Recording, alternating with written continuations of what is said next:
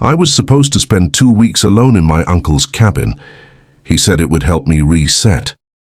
The divorce was messy, the job search endless, and I needed silence. The cabin was perfect for that. Deep in the woods, no cell service, no internet. The drive took 6 hours from the city. The last mile was just dirt road through tall pines, their branches so thick the afternoon sun disappeared. When I saw the cabin, I felt relief wash over me. It was small, white, with a porch that faced the forest. A wooden rocking chair sat empty, like someone had just stood up from it. The key was under the mat, exactly where Uncle Mike said it would be. Inside smelled like dust and old wood. I opened windows, let the cool air in. The furniture was simple, a bed, a table, a stove.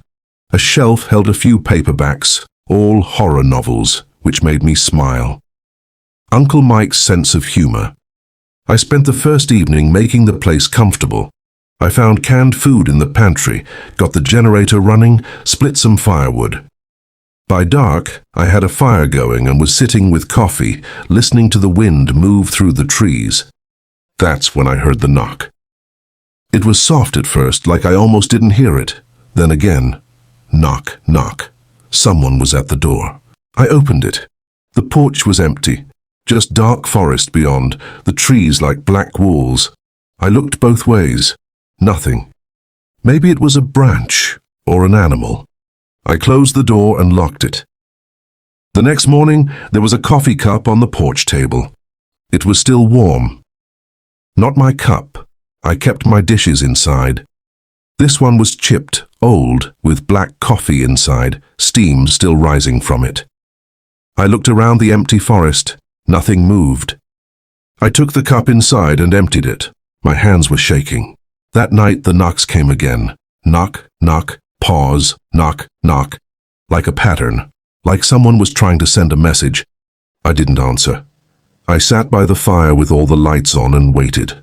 Around midnight, the knocks stopped. In the morning, there were muddy footprints on the porch. Bare footprints. I measured one against my hand. Bigger than mine. Much bigger. I called for help, but my uncle's old radio couldn't reach anyone. No cell service. The nearest neighbor was 3 miles away, and I didn't know them. I made a decision. I would leave. Pack the car and go back to the city. But when I went to the garage, my car wouldn't start.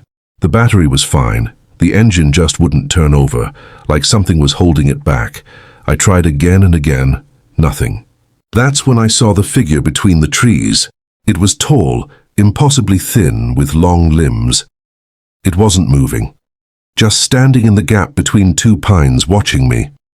In the daylight, I should have been able to see its face, but there was only darkness where its head should be. I ran inside and locked the doors. I found the logbook in a drawer beneath the bed.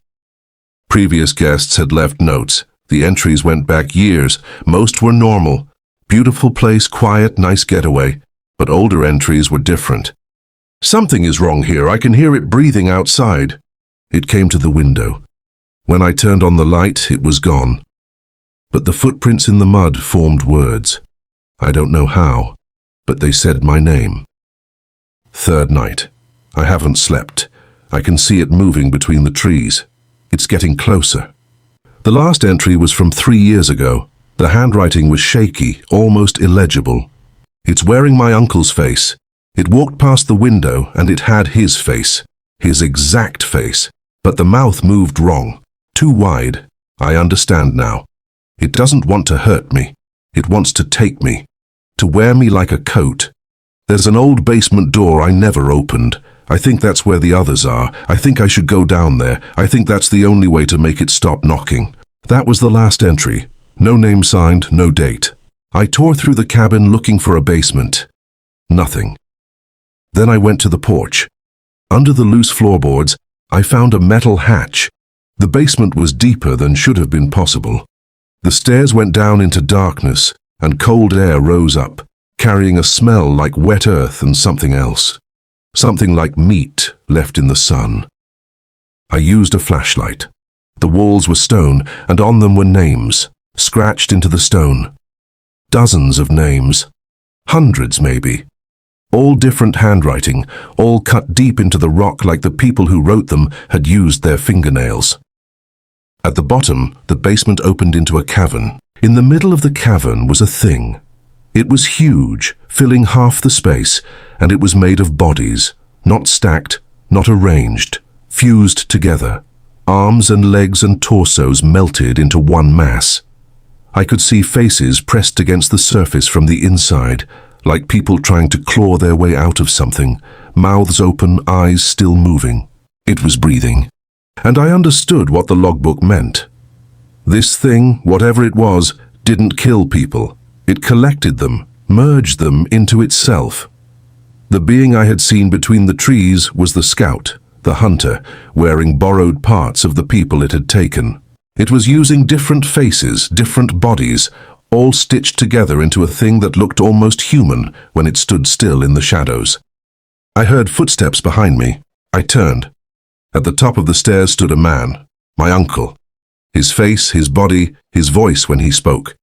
"You found it," he said. "That's good. Everyone finds it eventually." "Uncle Mike," I started. "He's here," the thing interrupted, pointing at the mass. "He was the first one I took from this cabin. That was a long time ago. He fought for a while, but they all stop fighting.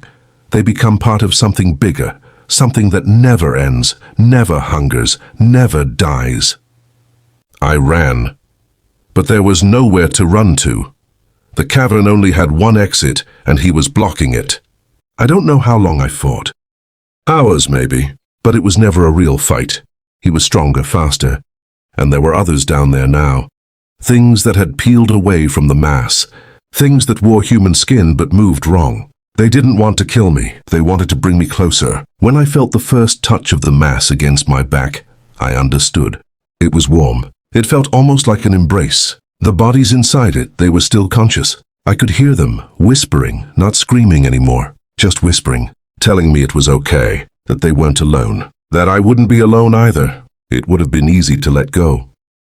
To sink into that thing and become part of it. To stop being myself and become we.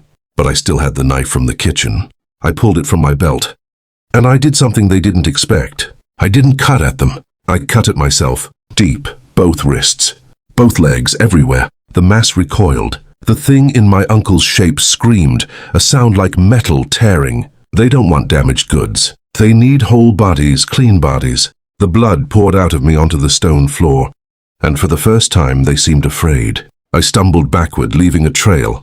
The thing that wore my uncle's face tried to grab me, but its hands passed through the blood and recoiled like it was poison. I climbed the stairs. My vision was already going dark. I made it to the cabin and outside. The sun was setting. My car, I still don't know how it started. The engine caught like it was waiting for me. I drove with my foot pressed flat on the gas, leaving red everywhere. The cabin disappearing behind me in the dark. I don't remember reaching town. A police officer found me on the side of the road, unconscious. Dying, but I didn't die. The doctors said it was a miracle, that I had somehow managed to stitch myself back together. Even after losing that much blood, they said there was no infection, no real scarring. My wounds healed in days. Uncle Mike was never found. Neither was the cabin. The police searched, but the road is gone now. The forest grew back over it like it was never there. Sometimes I wonder if the thing is still hungry, if it's in the forest still wearing different faces, knocking on different doors, looking for people who need a quiet place to heal. And I wonder if, when it does find them, they'll be smart enough to bleed themselves out. Because the only way to stop a thing that feeds on wholeness is to become broken. And now every night I hear knocking. But it's not at my door, it's inside my walls, inside my skin. It's learning how to be me.